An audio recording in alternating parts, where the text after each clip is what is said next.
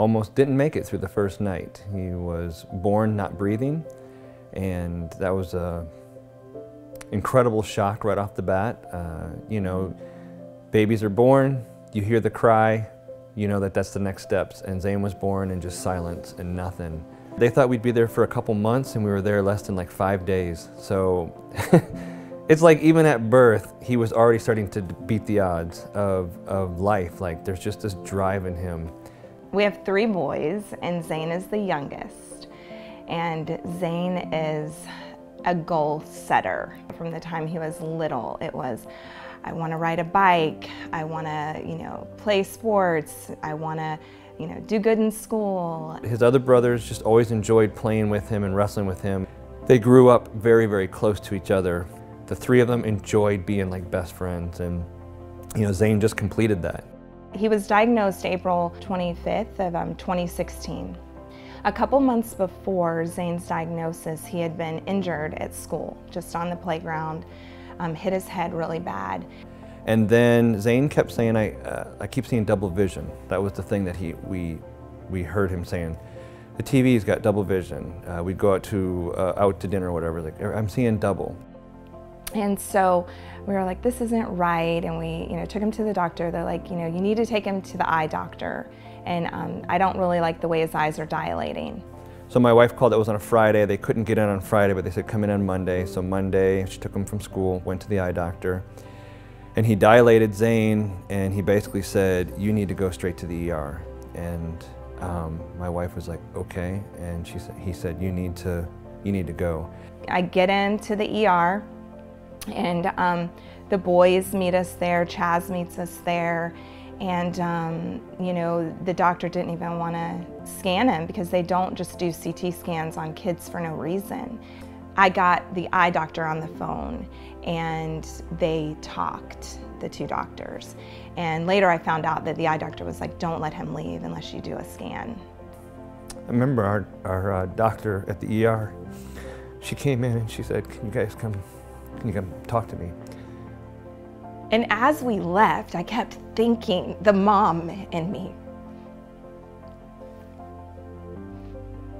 kept thinking, I'm leaving my 3 boys in a room by themselves. And they're not stupid.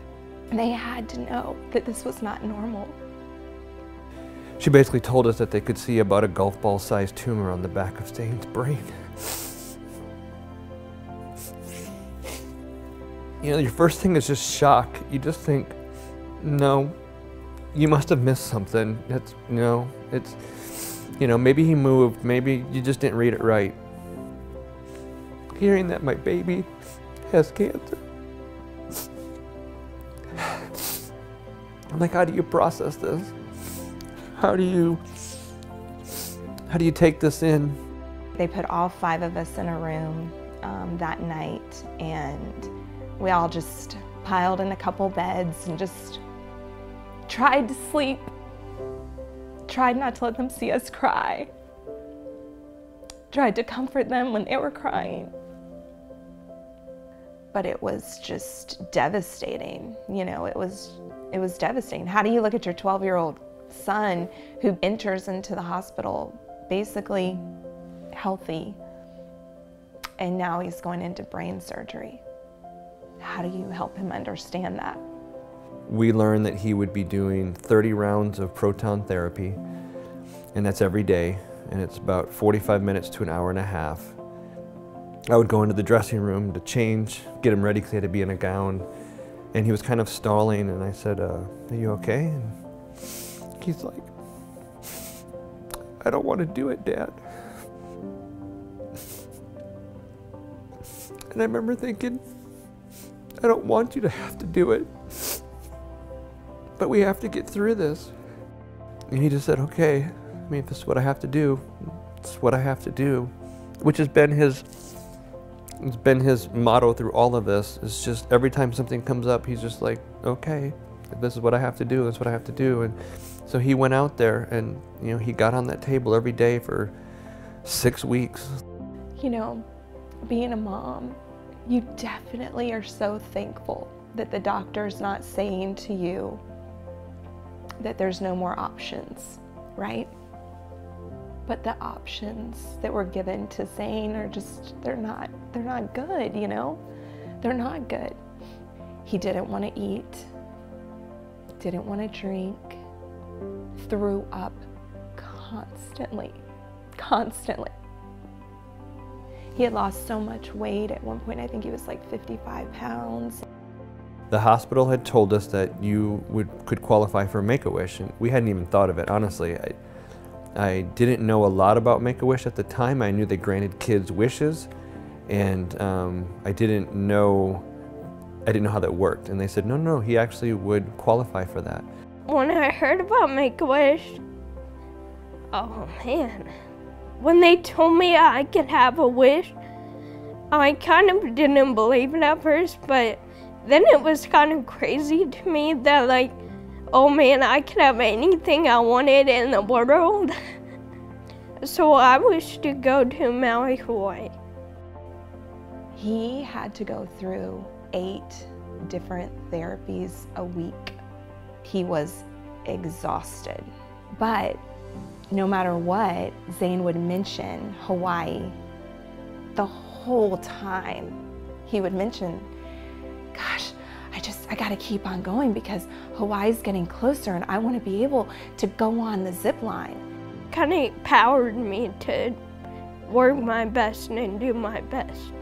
It gives you a motivation to do more, and at the end of this darkness, there's a light shining on you. When Make-A-Wish sent us to Hawaii, they did not skimp on anything. We go get our rental car, and we're just driving around, and we're like, we're in Hawaii. Like, we are freaking out that we're here. I remember when we got to the hotel, one of the guys who was the managers came out and gave Zayne it was like they called it the warrior crown. And, you know, they said, you're a warrior. You fought to get here, and we want to honor that. And I remember it was just so special. It was just such a little thing. We love just being in Hawaii and just being a family again and just doing normal things that we did prior to diagnosis. It was probably like the 3rd or 4th night there. I remember vividly Zayne, you know, I asked him, I was like, so, you know, what's your favorite thing? You know, what are you enjoying so much, you know, about Hawaii? What's your favorite thing about Hawaii? And he said, I'm just loving being normal. Being normal. Not having to worry about when his next doctor's appointment is.